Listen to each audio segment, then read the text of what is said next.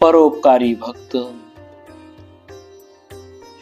ये भक्तजन इस कलयुग में भी बड़े ही परोपकारी तथा आश्रित जनों का मनोरथ पूर्ण करने के लिए कामधेनु के समान हुए।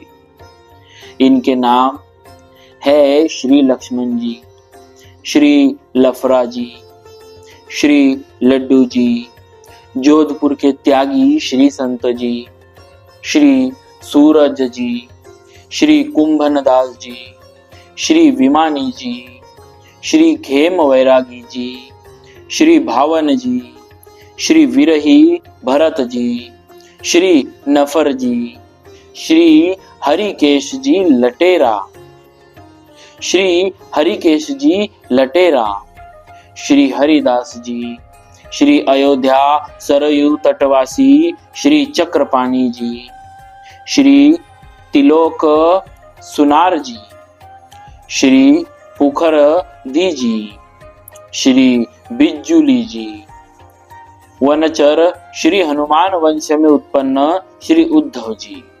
इन परोपकारी भक्तों में से कुछ भक्तों के चरित्र इस प्रकार है। श्री लड्डू जी। श्री लड्डू जी महाराज बड़े ही परोपकारी एवं भगवत भक्त वैष्णव संत थे। दूसरे के दुखों को दूर करना आपका सहज स्वभाव था। आपके समय में बंगाल प्रांत के एक गांव में प्राय भगवत विमुख नास्तिक लोग ही रहते थे। वहां के लोग संत भगवंत को कुछ जानते ही नहीं थे, मानना तो दूर रहा। इन्हें हिंसा करने में लेश मात्र का भी पाप भय नहीं था। यहाँ तक कि पशु बलि क्या, मानव बलि देने में भी इनको हिचक नहीं होती थी। एक बार संतों की एक टोली उस गांव में जा पहुंची। वे लोग 3 दिन तक वहां भूखे पड़े रहे। किसी ने उन्हें भोजन प्रसाद के लिए कुछ नहीं पूछा।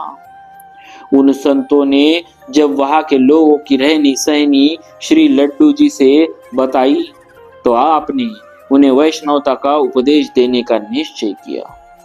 कहते हैं कि जिस समय आप उन विमुखों के देश पहुंचे उस समय वहां के राजा ने देवी को बलि देने के लिए किसी मनुष्य को पकड़ लाने के लिए अपने कर्मचारियों को भेजा था। राज कर्मचारी एक गरीब ब्राह्मण के बालक को पकड़कर ले जा रहे थे। उसके माता पिता करुण क्रुंदन कर रहे थे। उसी समय आप वहां पहुंच गए। दीन ब्राह्मण दंपति आपकी शरण में आए और पुत्र की रक्षा करने की प्रार्थना की। ब्राह्मण की करुण प्रार्थना, ब्राह्मणी के क्रंदन और बालक की दीनता देखकर आपका संत हृदय द्रवित हो उठा। आपने ब्राह्मण बालक को मुक्त करा दिया और उसकी जगह पर स्वयं बलिदान होने के लिए तैयार हो गए। राज कर्मचारी आपको पकड़कर देवी के सम्मुख ले गए। देवी वैष्णव भक्त को बलि के लिए लाया देखकर अत्यंत कुपित हुई और उन राज कर्मचारियों का ही वध कर डाला।